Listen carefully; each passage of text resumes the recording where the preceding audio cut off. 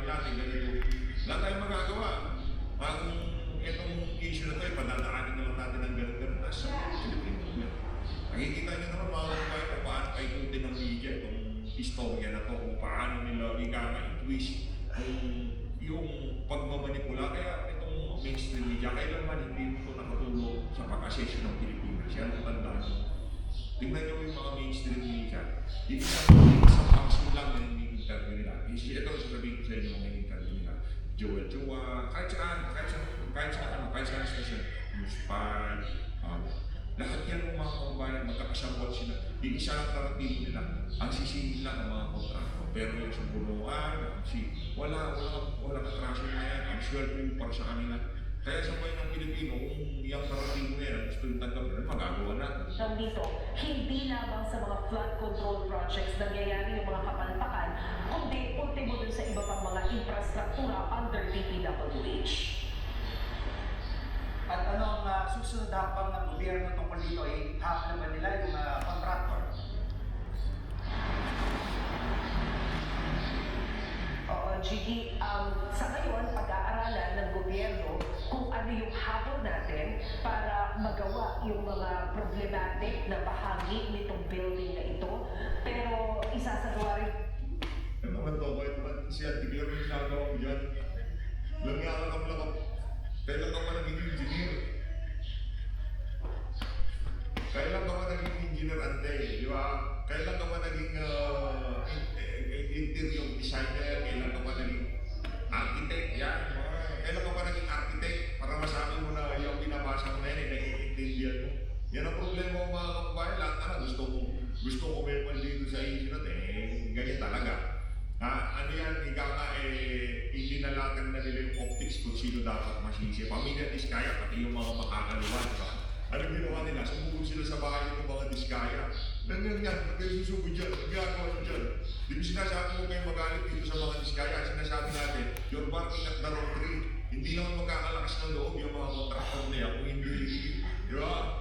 Kung hindi pinakapat ng mga makakapangyarihan, dyan sa akin Tignan nila yung investigation para malaman kung posible nga bang masampahan ng civil liability at ng estafa itong mga Diskaya o kung sino man sa yung ibang mga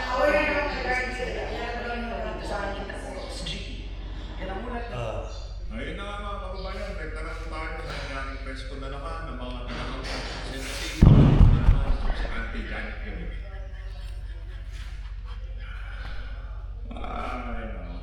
Sa pakiramdam ko, hindi nagbabago yan dahil yung software naman o yung sistema sa DBM ay hindi rin nagbago.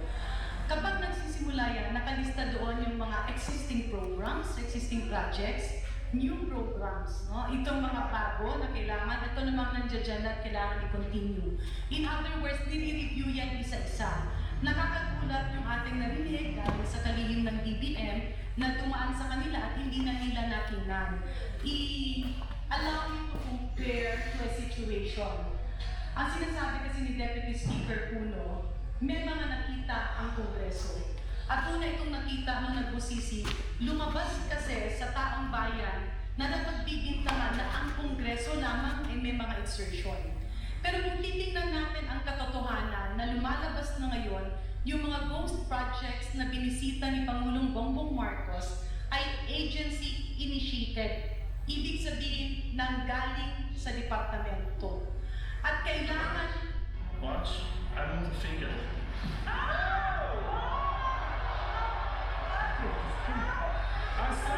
Slide on finger. Watch, I move the finger.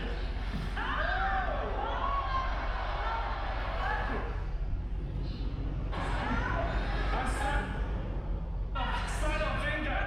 Watch, I move the finger.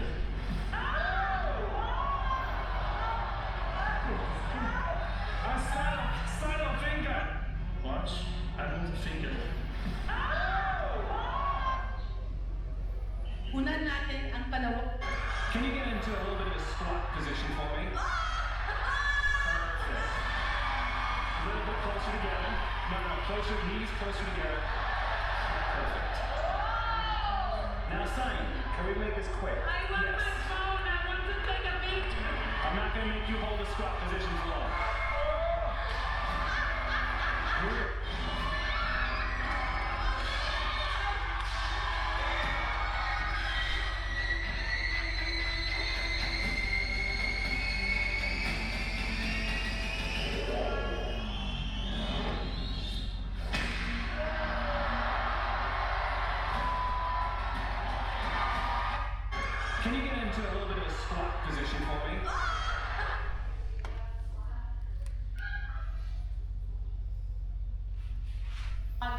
presidente. Maglabas ng budget na malinis.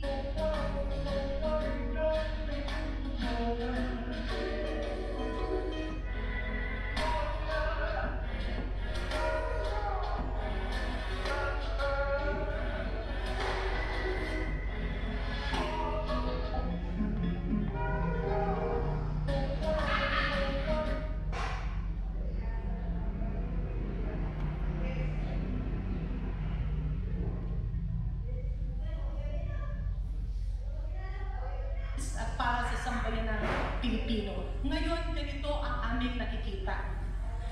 Kunyari, meron ng pagpapang ng Kongreso, inutusan ka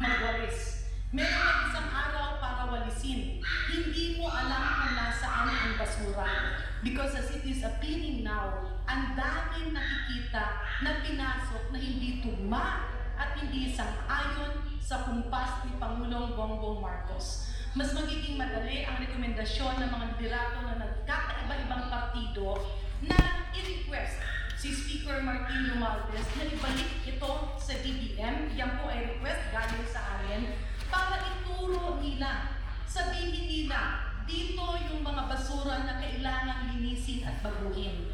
In that way, we fulfill the promise of the President and we fulfill to deliver a bagong Pilipinas. Thank you, sir. Maybe hear the comments of other House leaders in there.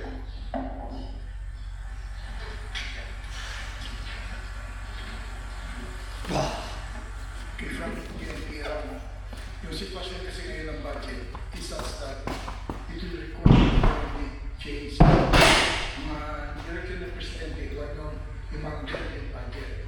Kung ginawa namin ito, actually na naman ang masasalaan. So, the most important thing now is, bago namin galawin, ibalik sa kanila. Cleanse it, at later on, kunting-kunti na lang. So, wala na yung mga issue na congressman na ganito or congressman na ganyan.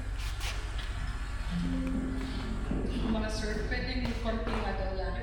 Doon po sa kaba ng iba na bakit hindi kaya Congress can efficiently exercise our oversight powers. Yes, thank you. Also to add to that, I think we've done this before, as mentioned by Kong Janet, Deputy Speaker Janet. So I think in the big two congresses ago, talaga nag-marathon kami dito. So it's doable. Walang uwian, magdamag. So I think we're prepared for that. So handa naman kami doon. Sir, actually, tatanungin ko dapat yun na para bang sort of deja vu nung nangyari nung 17 pa yun or 18, I think, nung na-discover din yung mga flood control na anomalous, tapos nagkaroon discussions back and forth between the House and the Senate, tapos nag-result into a So parang nakikita nyo ba yung ganung scenario ulit?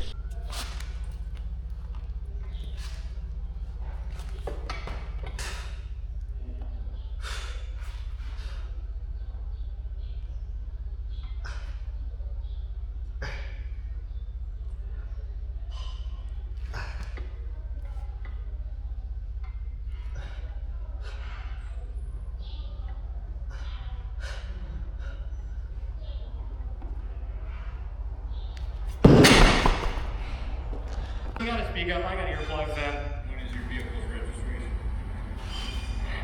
Your motorcycle registration? Where's my registration? It's on the plate, right here. Bottom right. You're stopping me in a parking lot, sir. This is not, I don't mean to be an asshole, but I'm in a parking lot right now. Like, I don't understand the problem. Okay, so here's what's up with you. We have a lot of issues with people on those sport bikes fleeing from us. This is a stop bike? It's not a sport bike, it's a stop bike. Same difference. I mean, Nope, considerably slower. okay. Well, Do you have something that kind of indicates that you like to, hide your identity? So that kind of just want to make contact with you, make sure that identify you in case we have any green sport bikes from us in the future. All right.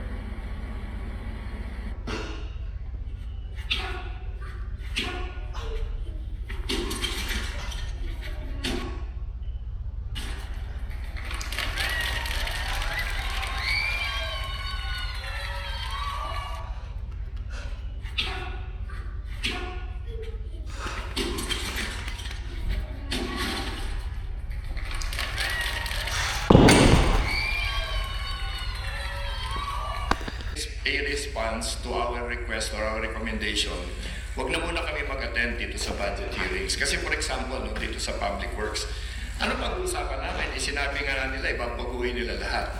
So what will we discuss? No? And ayaw naman namin na there are unresolved issues before we go into a full review of the expenditure program. So we're hoping that we will get an answer in the next couple of days about whether or not the speaker will allow us to return the entire thing to DBM. Sir, kasi Friday na nga po, no, Public Works and Highways, nakaschedule na po yung budget deliberation. So, are we calling all of our members na huwag na muna umattend dito sa DPWH particularly hanggat wala pang sagot ang ating speaker regarding sa pagbabalik nga po nito? Lahatin na natin kasi baka mamaya inumpisa natin yung ibang agencies, ganito na naman ang mangyayari. Sinabi ko nga kanina sa Department of Agriculture, parang meron na kaagad nakikita dyan eh. Alam mo yun? So, imbis na paulit-ulit tayong ganito, balik na muna sa kanila. Pagbalik dito sa amin, kailangan certified 100% nila na wala na yan. At saka talagang they reviewed it properly the way they are meant to do by tradition and by the law. Di ba? So, yun, that's where we are right now. Have we talked to Committee on Appropriations Chairperson Mika Swansing regarding this and ano pong napag-usapan natin? May nakapasahalang na ulit kasi budget tumulo, dire-diretso eh. We have notified her. But she was not a party to the decision because she obviously has a different responsibility. No?